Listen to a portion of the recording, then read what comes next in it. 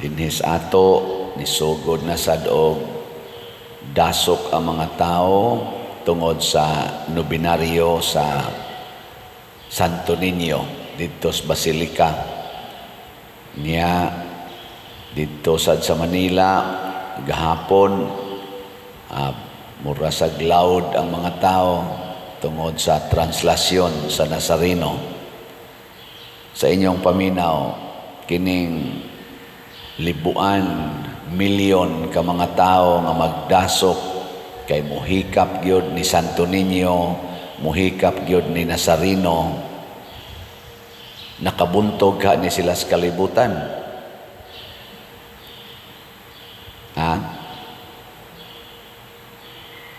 Tubag.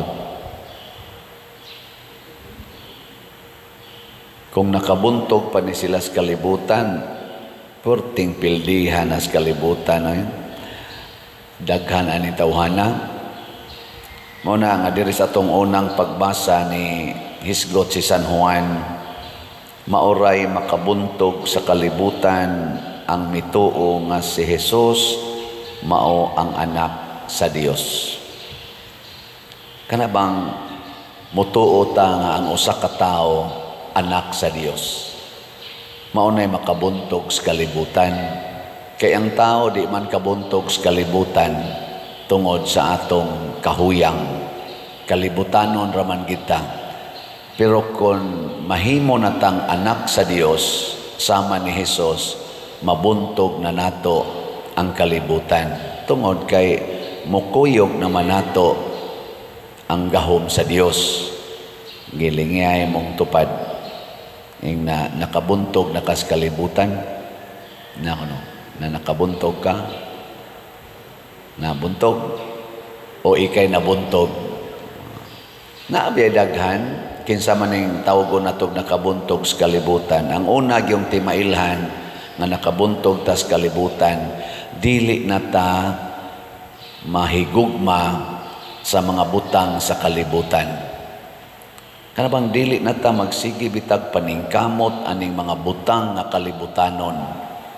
Kanabang maproblema gid ta ba sa mga butang kalibutanon sa maanang kwarta, gahom, sa pananguban honor, power, sa paman authority, good health, ganahan jud kay ta ng good health nga di na lang kita mosugot nga matiguang, di kita gusto nga manakit atong tuhod, atong buko-buko,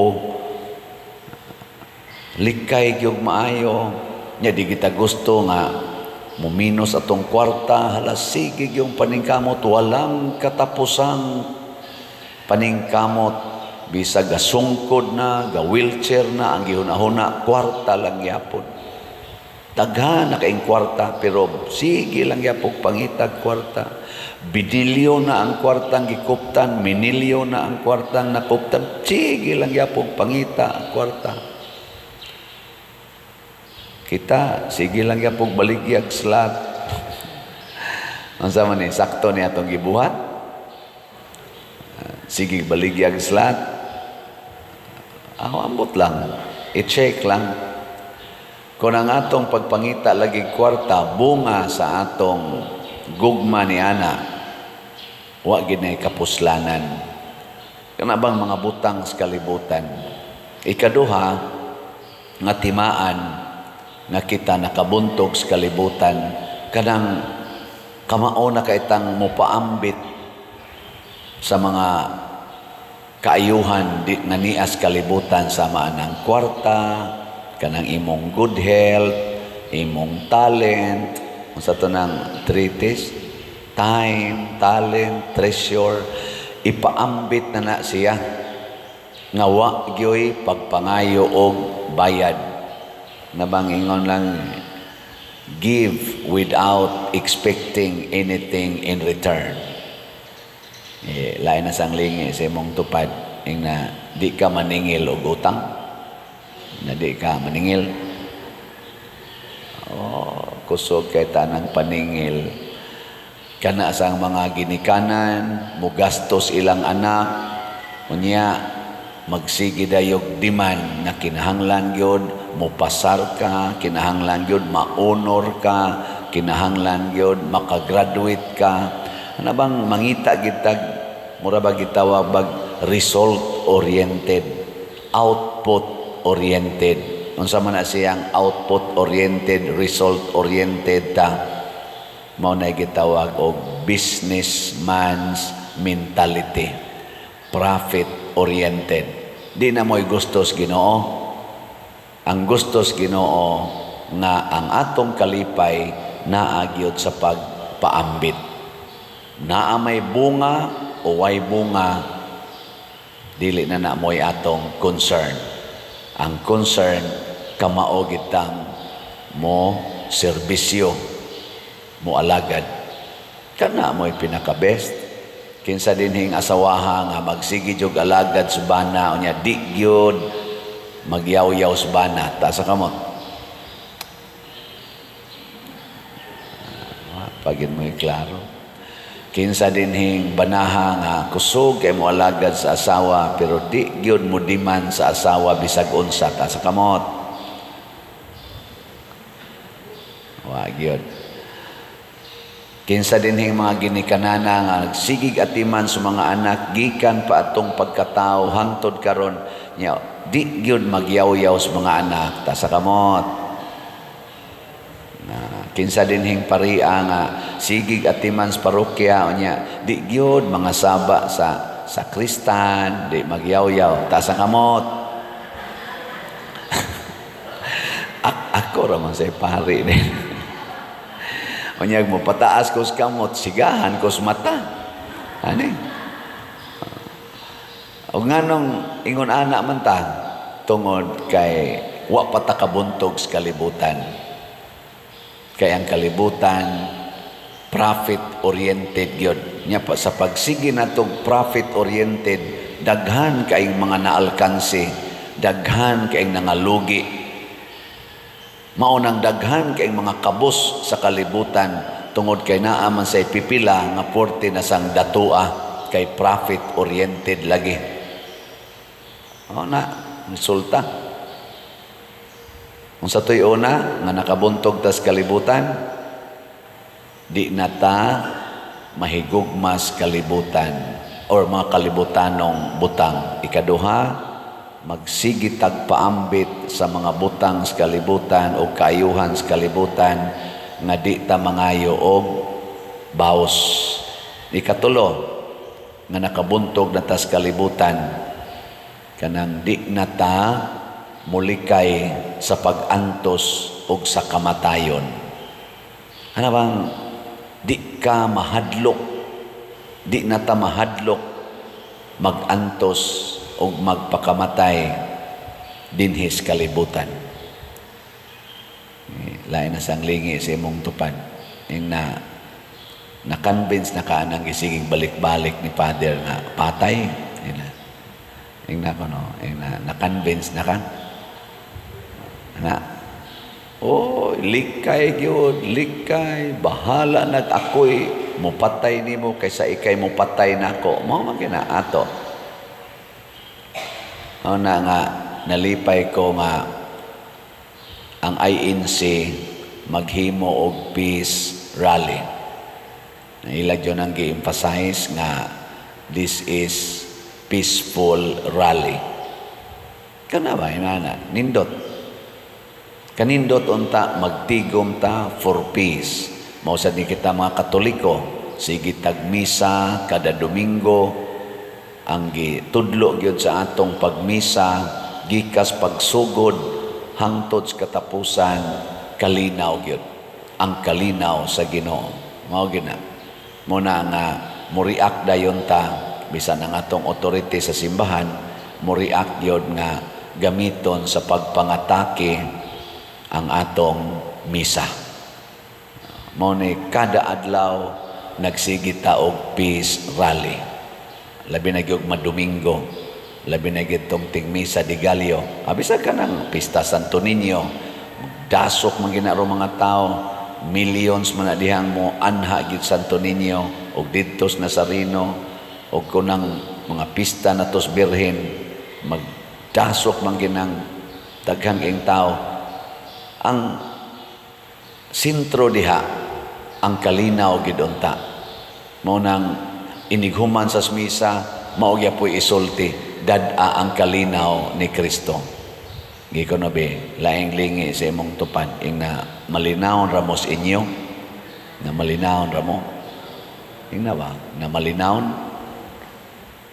Unsa may timaan sa kalinaw nakita malinawon mawa gid ng kahadlok kabalaka, naagi ng kahadlok o kabalaka, di ka malinawon, mahadlokon, mabalakon. Muna si Jesus, tanawa ha, unsa iyang kinaiya. Nag-ayo siyag masakiton, siya ayaw ni ipanabi. Anong di man niya ipatabi, nanindot man ta kayto iyang nabuhat, tungod kay di siya gusto nga ang mga tao adto na magsigig punsisok niya, magsigi naggukod-gukod niya, og tinuod gyud. Giadto siya sa mga tao kay wa man ito kapugong ang naayo ug ang nakakita, na nabi man gyud. Ni gubol yung mga tao ngadto ni Hesus. Pero unsa may gibuhat ni Hesus, muadto siya sa dapit nga awaaw kanang way tao, sibat siya aron magampo. Karon ato mga politicians, say gani kami sa mga pari, hilig kayo ta nga kanabitang magpapundok og mga tao, kanang ganahan gitag pangitaos mga tao. Muna kana mga TikTok, kana mga Reels, diha social media, bisag unsa na lay gibuhat, ala sayaw-sayaw, hubo-hubo, pakita-kita na mga private parts, aron lang yung tan-aon. Pero si Jesus, gipangita sa mga tao, ning sibat.